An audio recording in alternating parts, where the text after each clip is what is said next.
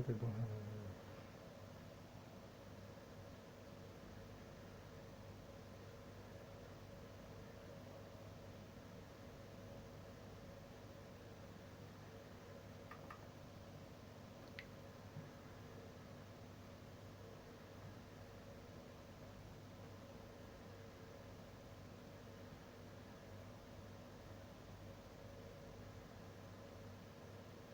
На дорогу и на дорогу.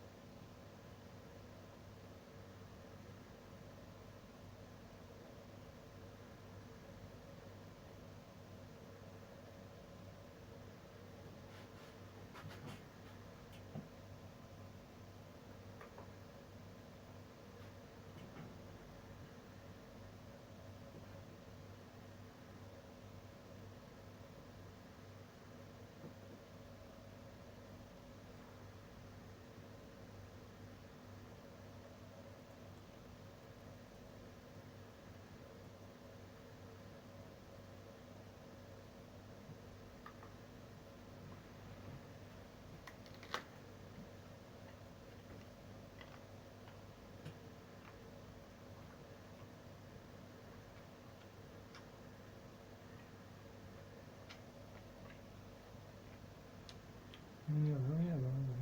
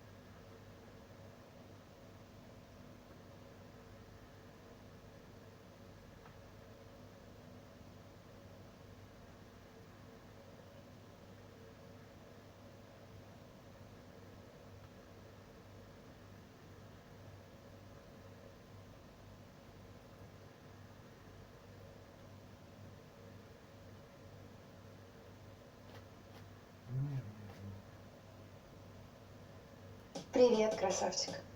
И кто у тебя на этот раз? Блондинка? Брюнетка? А может быть, рыженькая? Ниже плинтуса прям. Hello and welcome to Technology Connections 2, the channel where I talk about stuff and don't prepare for anything. But today there's more preparation going on than just talking about stuff. So this video is going to be a series of experiments regarding DVD RAM and how it holds up today. And also things like drive behavior with this opened up slim drive, which you may recognize from the LightScribe video. Plug. Yeah, go ahead and watch that. Now, if you got here and you have not seen the previous video on DVD RAM, once that card goes away, another one will pop up taking you to that video. Anyway, remember how I said I don't prepare for anything? This is part of that. So what are these three laptops here in front of me? Well, we're going to use all of them. This is my Dell XPS 15. This is my daily driver editing rig, and I use this for, I've made a lot of videos on this machine whenever I'm traveling or am not here. I also have the desktop, which you saw, which is my main editing rig. This is my Chromebook, which I use for writing and research, and you will see that there is on the screen the iOmega zip disk prices. Pretty much do all of my writing and research work on this machine, specifically because I like to separate the two tasks, and this is way overkill for that function. And if I'm out and about and just want to go somewhere to do some work, I'd rather not take this very expensive computer with me. I'd rather take this almost throwaway Chromebook. And it's got a nice keyboard. I bought it specifically for that purpose. I might talk more about that someday later. The middle computer is my old netbook. Now this was my daily driver from probably 2009, late 2009 until 2013 or so. I loved this thing so much. I loved the form factor. It had great battery life. It's an XP machine, which I actually wanted on purpose because when it was available, it came, there used to be this version of Windows 7 called Windows 7 Starter, and that was the only thing that you could get this with. And quite frankly, on full Windows 7, it was kind of a monstrously slow machine because it's the second Intel Atom processor. It is not fast, but in any case, I have it because in my research, I discovered that, well, Windows XP supported FAT32, Windows 10 or starting with Windows Vista, UDF was supported, but you can't format a DVD RAM disk as a UDF disk or as a FAT32 disk with Windows 10. So I'm going to use this to format a disk as FAT32. And the Chromebook I have just out of curiosity. I want to see how does it work with a DVD RAM disk, or does it work with a DVD RAM disk? Before we get into the experiments, one of these 4 DVD RAM disks, and I didn't really talk about this in the video, has not been used, and you can probably tell which one it is. Just like any optical format, you can see the area of the disk that's been used. But what's interesting about DVD RAM is you can also see areas that have been reused, particularly with different drives. So for example, on this disk you can see multiple sessions, if you will, of writing on the disk. Now, these 2 disks, the 2 that are almost used up to the edge, were probably used as video transfer disks, because that's how I originally started transferring analog video to digital video, was using those Panasonic DVD recorders and these DVD RAM disks. But I since have a better way to do it. Maybe one day I'll show you that. But I'm gonna format the unused disk in FAT32, and then we're gonna see how this drive behaves while it writes to the disks. I already know that this drive is awful, and you'll see why. But I have a series of different files that we're going to transfer over. I have a file which is a bunch of tiny documents, a file which is a large quantity of JPEGs, a file which is a smaller quantity of JPEGs, and then one close to 4 GB video file, so we can compare how they write. I also have 3 different drives that we're going to use. We're going to use this really bad one, and you'll find out why it's bad, and both of the drives that are in my desktop. Quick note on that. Pretty much, in my experience, any DVD drive that can burn DVDs can use DVD RAM.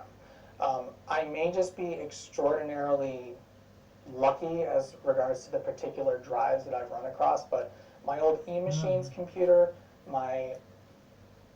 this drive here, my old laptop, which unfortunately doesn't work, both of the drives that are in my desktop right now, and another like $20 DVD drive that was in some refurbished computer we had at one point in the family, they all wrote and read DVD RAM disks fine. So I did make that kind of an assumption in the video that most DVD drives made from the mid-2000s onward can read and write to DVD RAM.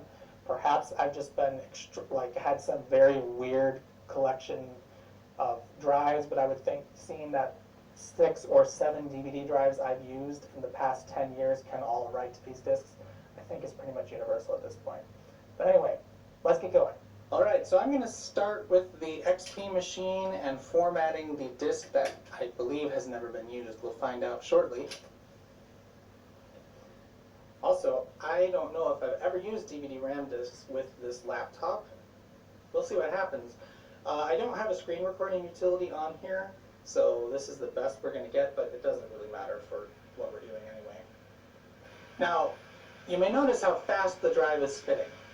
And this is why I said this drive is terrible for this. You'll find out. Oh good, an auto message. We want to... It thinks this is a CD. Let's just hit cancel to that. Let's see what my computer says. Oh, it says DVD RAM. Okay, that was weird. We are going to see what formatting options we get.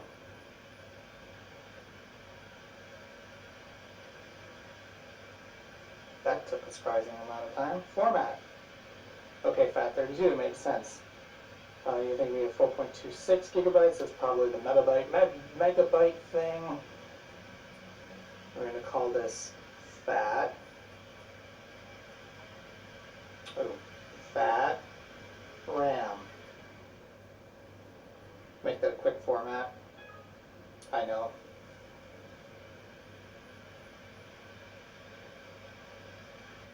So remember, this is a 3x disk, and the drive is spinning that disk really, really fast, much faster than it can write to the disk, and that's why this drive is really phenomenally dumb. I think it's done. Is it done? No, I don't think it's started. See, this is great. Riveting stuff. Oh, Windows was unable to complete the format. This may not work as well as I had hoped. Let's try again. I'll tell you, the drive behavior does not appear to be doing anything that would indicate formatting. Now it stopped. Interesting. Windows hasn't said anything. I don't think this is going to work. Well, we're just going to open this then and try something different. Okay, what I will try though, as soon as I find the right disk, last thing we'll try with Windows XP is this disk here is a UDF formatted disk and it has files on it, and we'll see if XP is able to figure that out. It does not appear to have been able to figure it out. Do you show anything?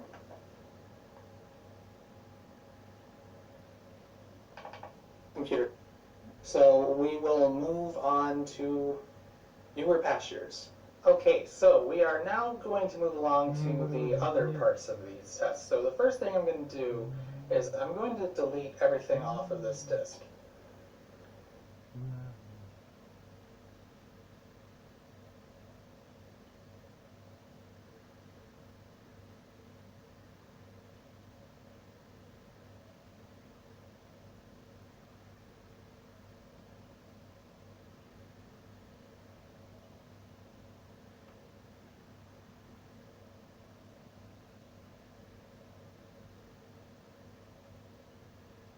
In this video, I'm going to ask that you step back in time to the days when optical media was still a thing everyone used. Pretend it's 2005 or something. Great, your Motorola Razr is the envy of the neighborhood.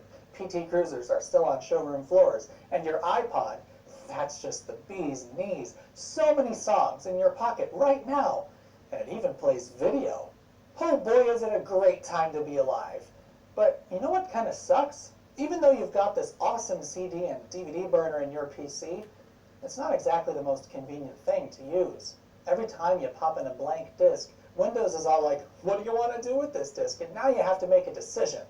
Curse these choices. I just want this to appear as a removable storage device like these newfangled thumb drive things, or even my trusty floppy diskette. You can sort of use it like a flash drive, but it's slow, requires formatting, and is just a bunch of poopy nonsense. But what if I were to tell you that there was a variant of DVD which actually was designed to function as removable storage? That, my friends, is DVD RAM. RAM? That's right, DVD Random Access Memory. Just from a single glance at this disk, you'll probably see there's something a little different about the format. Unlike your garden variety DVD-R, either dash or plus, this disk doesn't require special formatting. Files can be added to it or erased from it on the fly, and aside from horridly slow read and write times compared to a contemporary drugstore flash drive, it behaves exactly as if it were a 4.7 gigabyte USB storage device. Perhaps the weirdest thing about DVD RAM is when it was released. It's way earlier than you might think. The first version of macOS to support it natively was 8.6. 8.6. DVD RAM was first standardized in 1996, pretty much at the dawn of DVD itself, and the first DVD RAM discs and drives were available in 1998. So why the heck didn't it become like the gold standard of removable storage?